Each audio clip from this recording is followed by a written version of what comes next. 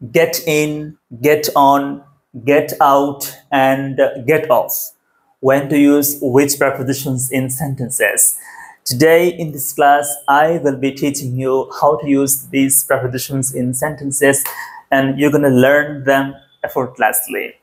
We'll also be looking at the verbs can, could, and should. We will be talking about how to use these modal verbs. So let's begin the class. You can see in the first sentence, both say, I dash drive the car.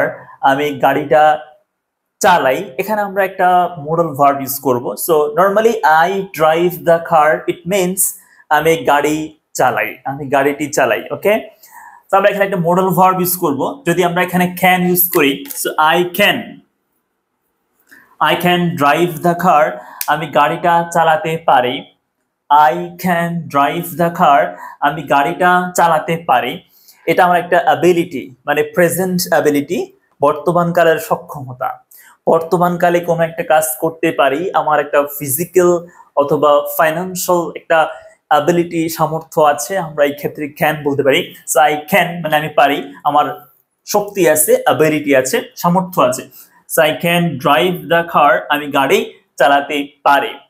But if we use could, যদি আমরা এখানে could use করি, so এটা বোঝাবে past time.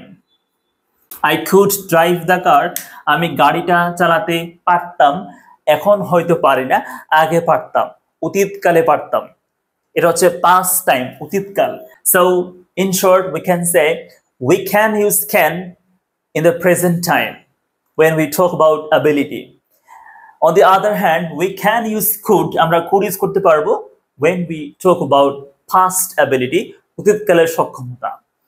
এখন দেখেন, যদি আমরা এখন এখানে can could ইউজ না করে should ইউজ করি, should, ফর এক্সাম্পল আমি এখানে should বলতেছি, I should drive the car, এখন এটা আমার জন্য জরুরি, মানে প্রয়োজন, উচিত, আমার গাড়িটা চালানো উচিত, এনিহাউ চালানো উচিত। ঠিক আছে, কোন একটা কাজ করা উচিত বললে আমরা শুড ইউজ করি। ওকে, তাহলে আই শুড, এই কাজটা বেশি জরুরি, এজন্য আমরা এখানে শুড ইউজ করেছি।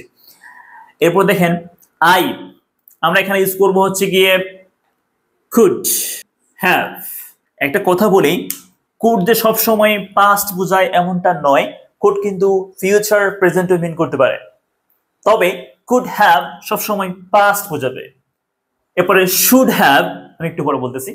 So, I could have driven the car, আমি গাড়িটি চালাতে পারতাম, বাট আমি চালাইনি। মানে আমি চাইলে পারতাম, কিন্তু আমি চালাই নাই, আমি কাজটা করি নাই, এই কাজটা আসলে করা হয় নাই, কাজটা করা হয় নাই। ঠিক আছে, I could drive the car, আমি গাড়িটি চালাতে পারতাম, এর বাংলা হচ্ছে এটা, আর এটার বাংলাও একই, আমি গাড়িটি চালাতে পারতাম, কিন্তু এখানে পার্থক্য আছে।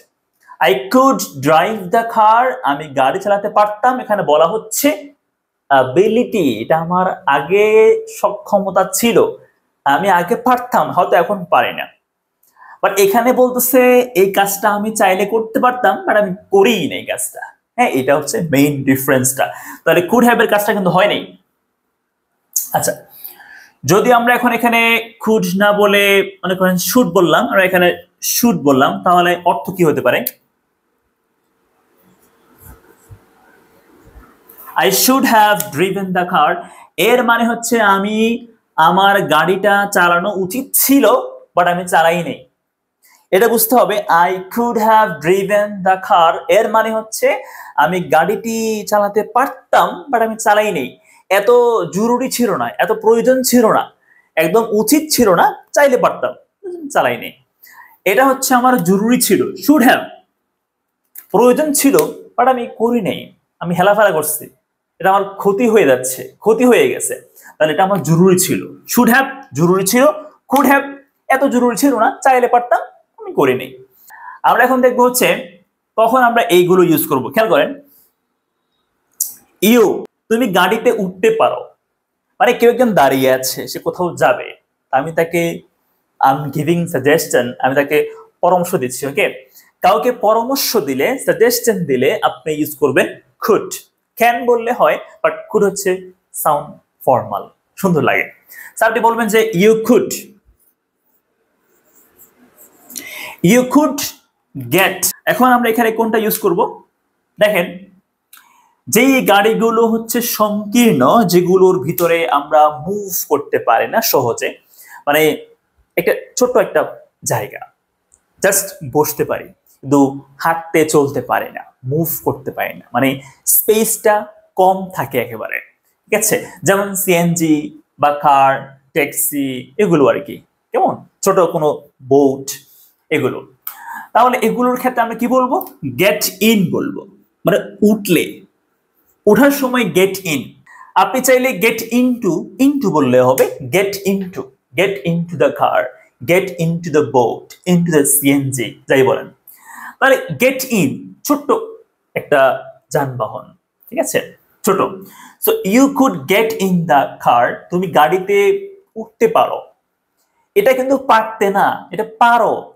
আমি এটা মিন করছি প্রেজেন্ট অর ফিউচার, এটা কিন্তু পাস্ট টাইম না, পাস্ট টাইম না। যখন আমি কাউকে পরামর্শ দিব, সাজেশন দিব, তখন এটা প্রেজেন্ট ফিউচার মিন করছে, পাস্ট মিন করছে না, ঠিক আছে? ইউ কুড গেট, তুমি পেতে পারো। ইউ কুড লার্ন, তুমি শিখতে পারো। ইউ কুড ওয়াচ, তুমি দেখতে পারো। ইউ কুড ওয়াক, তুমি হাঁটতে পারো। এগুলো পরামর্শ দিচ্ছি, পরামর্শ। এগুলো পাস্ট টাইম না, এগুলো প্রেজেন্ট ফিউচার, এখানে ফিউচার মিন করছে আসলে। দেখেন, so you could get in the car, তুমি গাড়িতে উঠতে পারো। দাঁড়িয়ে আছো কেন? উঠতে পারো। আচ্ছা, এখন যদি বলি তোমার গাড়িতে উঠা উচিত, তাহলে বলবো you should get in the car, ঠিক আছে? এখন খেয়াল করেন, যদি আমরা কোনো ছোট্ট গাড়ি থেকে নেমে যাই, মানে উঠলে তো গেট ইন বলবো, এখন নামার সময় আমরা বলবো get out, get out, out of বলবো, হ্যাঁ, get out of the car. So you could get out of the car, তুমি গাড়ি থেকে নেমে যেতে পারো, নামতে পারো। তাহলে নামার সময় ছোট্ট গাড়ি থেকে নামার সময় get out of the car, নামার সময়। উঠার সময় get in the car or get into the car, ঠিক আছে? ক্লিয়ার? এরপর দেখেন, you dash gotten the bus. তো আমরা যদি বলি তোমার বাসে ওঠা উচিত ছিল বাট তুমি উঠো নাই, উচিত ছিল বাট উঠে নাই, পাস্ট হয়ে গেছে, পাস্ট বলতে হবে should have. You should have gotten. এখন যেই গাড়িগুলো হচ্ছে বড় স্পেস থাকে, যেখানে আমরা ইজিলি হাঁটতে চলতে পারি, মানে মুভ করতে পারি, সেখানে আমরা বলবো যে অন, গটেন অন, মানে get on, get on. So you should have gotten on the bus, তোমার বাসে ওঠা উচিত ছিল বাট তুমি উঠো নাই। তাহলে get on the bus, get on the train, get on the plane, হ্যাঁ, airplane, get on the boat, বড় কোনো বোট হলে যেখানে স্পেস বেশি সেখানে আমরা ইউজ করবো আর কি। So you should have gotten on the bus, তোমার বাসে ওঠা উচিত ছিল বাট তুমি উঠো নাই। যদি বলি শুড, সরি কুড, যদি বলি could, you could have gotten on the bus, তুমি বাসে উঠতে পারতে বাট উঠো নাই। এটা এত জরুরি ছিল না, উঠতে পারতে বাট উঠো নাই। তো তুমি বাসে উঠতে পারতে, you could have gotten on the bus, উঠো নাই। এখন কি করবে? এখন গাড়িতে উঠো। So you could get in the car, এখন গাড়িতে উঠে যেতে পারো, কোনো প্রবলেম নেই। তো এগুলো বুঝতে হবে কখন কোনটা ইউজ করবেন।